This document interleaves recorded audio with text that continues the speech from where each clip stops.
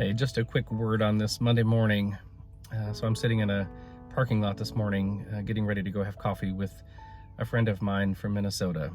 It's actually a former teacher, Mr. Cordes. I grew up in a little town called Glenwood, Minnesota. I now live in Nashville, Tennessee. And growing up in a little town has its pluses and minuses in a lot of ways. Sometimes the world in a town like that seems really, really big. And when you're someone who's wired to really swing for the fence and try a lot of things, when you're a bit of a dreamer, mixed with a doer, life can seem exciting and really scary at the same time. So there's a few things that I am really, really passionate about. One is friendship. A friend of mine asked me about writing a book one day, and he said, have you ever thought about that? And if so, what would you write about? And I think one of those topics would be friendship. But something else that's really tied to that in my life is, and this is something that was very apparent to me growing up, I had more people than I could count who were for me. People that supported me in whatever I did and whatever I tried. Some people from a little bit of a distance, some people very, very intimately, like, hey, let's talk about this. What do you need?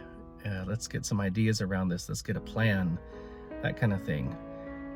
But I always had so many people in my corner who would, show up especially if I was singing somewhere, and I would see their faces, smiling back at me, and afterwards, so much kindness and support, and even days later asking questions, hey, when are you doing this next, or what else are you into, that kind of thing.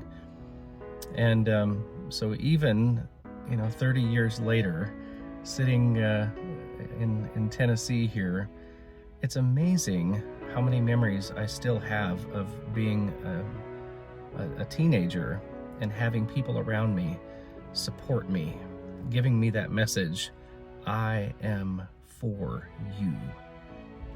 And so many of them, for me like a hurricane. So much support and kindness and so on.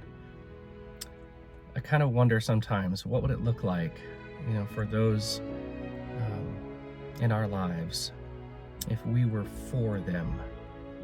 What would it look like to be the best friend that anybody could possibly have? To be someone who supports, who asks great questions, who listens, who grabs a yellow pad and starts, brainstorming ideas with somebody. I love this thought of whatever you're into, I'm into. That's something that I've really tried to do with my kids and my wife, for that matter, is whatever you're into, I'm into. Let's do this. Of course, I don't do it perfectly. But I tell you what, it's amazing how small of an effort in that area can have such a huge impact. And I think the reason is because most of the time, people are maybe a little shy, or maybe it's an insecurity where they think that they don't have much to offer. And if I look at somebody and I tell them, hey, whatever you're into, I'm into, let's do this. Well, what happens if they don't respond in a way, that seems reciprocal or appreciative, or so on, and so on? It can be kind of a vulnerable thing to do. I want to encourage you today, especially with those that you love, but maybe with anybody.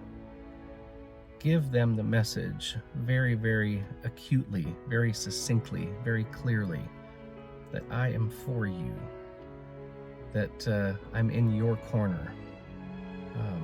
I think that's one of the best messages that you could possibly give anybody.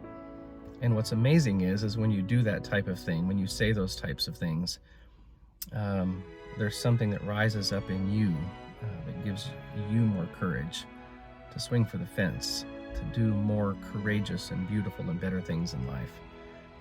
I love this thought of I am for you. And I think I think that might be the definition of the best friend anybody could possibly have.